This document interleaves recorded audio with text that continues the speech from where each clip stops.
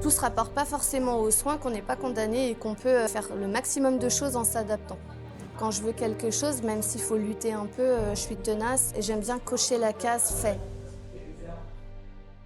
Salut Charlène, est-ce que tu pourrais te présenter s'il te plaît? Je m'appelle Charlène, j'ai 35 ans, maman d'un petit garçon de 7 ans.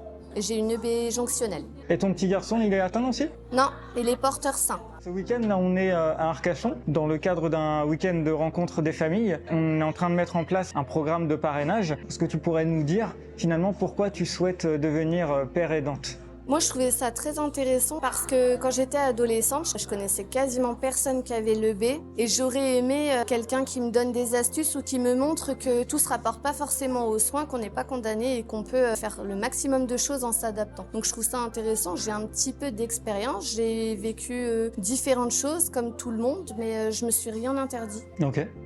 Et quel serait ton rôle, tu penses, pour les jeunes atteints de B? Une écoute déjà, qu'on puisse faire des sorties simples, ne serait-ce que boire un coup, aller au cinéma ou un tour à la fête foraine, mais partager des moments ensemble. D'accord. Comment tu as vécu finalement, parce que c'est quelque chose d'assez compliqué l'adolescence, et comment tu as vécu ton passage à l'âge adulte? En force. C'est-à-dire que je me suis un petit peu rebellée et dès que j'ai dit maintenant c'est moi qui dirige, je passais en force en fait. Quand je veux quelque chose, même s'il faut lutter un peu, je suis tenace et j'aime bien cocher la case fait. Et du coup, t'as fait quoi? J'ai fini mon bac, après j'ai pris 2 ans sabbatique parce qu'il fallait m'en remettre et que j'avais pas de projet de vie. J'ai fait ce que je voulais, après j'ai eu mon appartement, j'ai eu mes premières expériences professionnelles. J'ai voyagé, chose que j'avais jamais faite.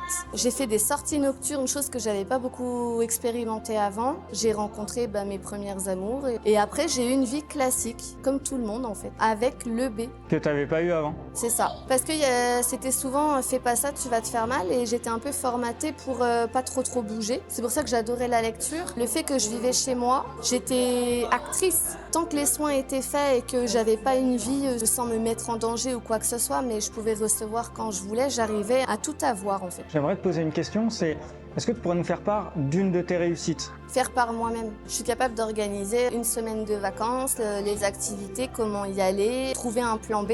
Si, admettons, il y a une crise un peu plus forte que les autres, j'ai pas besoin de demander un accompagnant ou de l'aide à chaque fois que je veux faire quelque chose. Parce que les douleurs, je peux sortir en fauteuil. Admettons, ça m'empêche pas de me promener sans douleur. Ça, c'est surmontable. Les yeux, un petit peu moins. Oui, d'accord. Parce que toi, t'as une atteinte oculaire importante. Oui.